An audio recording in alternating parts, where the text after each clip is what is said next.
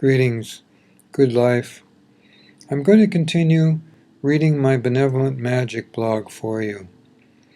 This one was originally published on Saturday, January 28th of 2006, and it's called The Road to Revelation of Our Capacities.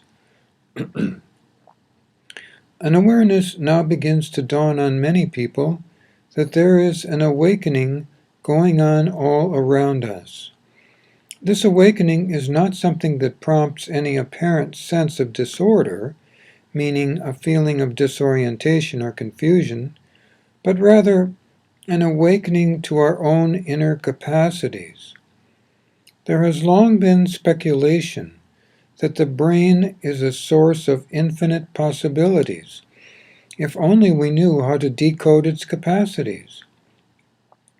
In my experience, the brain responds rather than initiates. I realize that a good argument could be made that the brain initiates, but my feeling is rather, from my own experience and that which I've been taught, that the brain responds to feelings. In my experience, feelings are the primary means of interacting with our world. First, we have a feeling, and then we react with thought. This occurs, I feel, on the basis of our conditioning and teaching when we are young by parents and others, but before there is this conditioning, what takes place? I have been taught that before we, as very young children, are taught to think before we speak, or think before we act, and other teachings that are intended for our own good and are meant for that we have something else called instinct. I believe that instinct unites us with all forms of life. Feeling can be complicated by thought. Consider all the types of thought, philosophy, and even classifications of our own thoughts regardless of our philosophies. This is where my conclusion is born, that our brain reacts to our feelings and does not initiate feelings.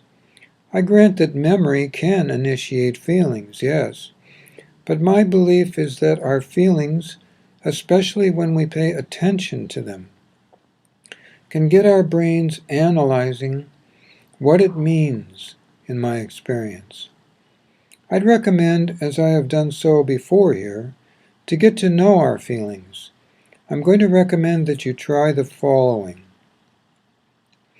Make a brief list of feelings that you believe are the most important ones in your life.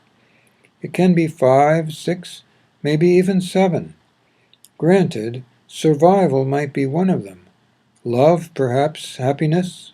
There may be different ones for your list. Then I recommend that you, like a good actor, practice those feelings and notice where in your body you feel what. Then after you try that, see if you can begin to practice and note what it is you are feeling on the basis of your remembered physical feelings. I know I've talked about this before. I also know that others have discussed it, and that is why I feel it has validity. Let's not wait for science to reveal how to expand our brain power. They are working on it full time, I assure you, in many quarters. Let's instead begin to expand our knowledge of our own feelings. If we do that, there just might be a possibility that we can expand and feel into our own capacities. Let's also remember that as souls we are all united, and we cooperate with each other in many ways now. Let's assume that the impossible can be done. This is what I believe. Good life to you all, and good night.